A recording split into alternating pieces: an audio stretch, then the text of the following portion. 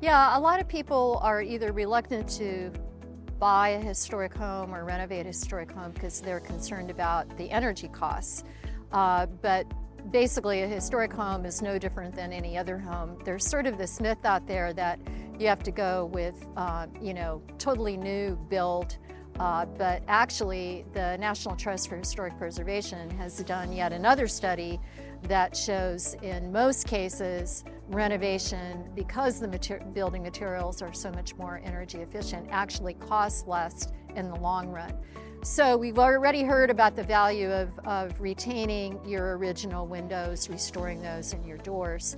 Some of the other common things are just, first of all, do an energy audit. And what that means is just many of our utility companies will come out and do a free energy audit for you. Where's the air escaping in your house? What else could you do with simple things like LED lighting, replacing light bulbs, all the things that we know we should be doing and sometimes drag our feet to get around to doing it. What I do want to talk about, especially here in Dayton for historic districts, is solar energy. About 3 years ago, we decided to install solar panels, and now we're at a break even on our utility bills, our electrical bills. What you do is, again, you go to the Landmarks Commission, and basically, as long as you and your solar company can provide the concept drawings that your solar panels are not visible from the street, you're good to go.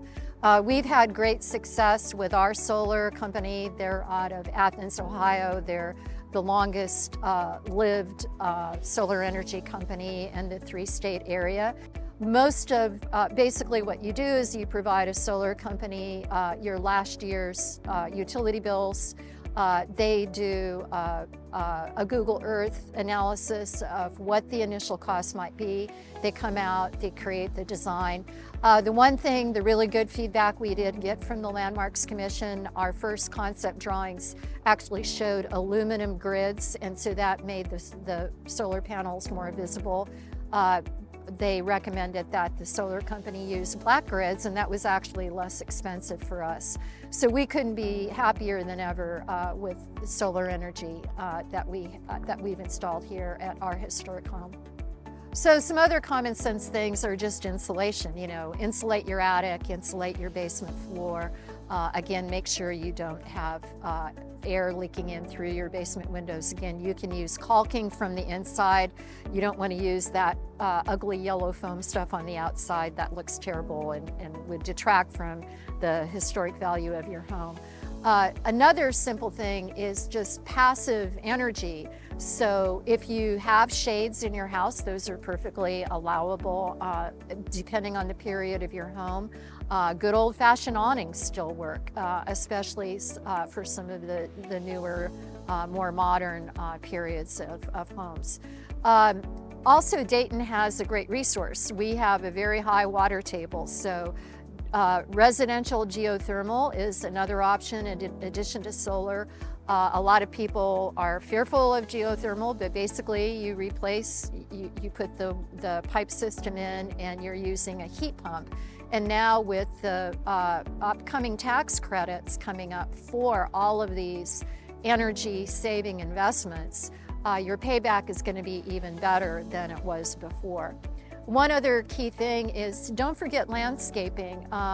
Trees are one of the best carbon sequestration living beings we have out there, but they cool your house and make sure, lower your energy costs. So we're very lucky here to live with a shared green space, and you can see some of our old growth trees. So again, for historic neighborhoods, replacing those historic trees, making sure you've got your tree canopy intact, maintaining your trees.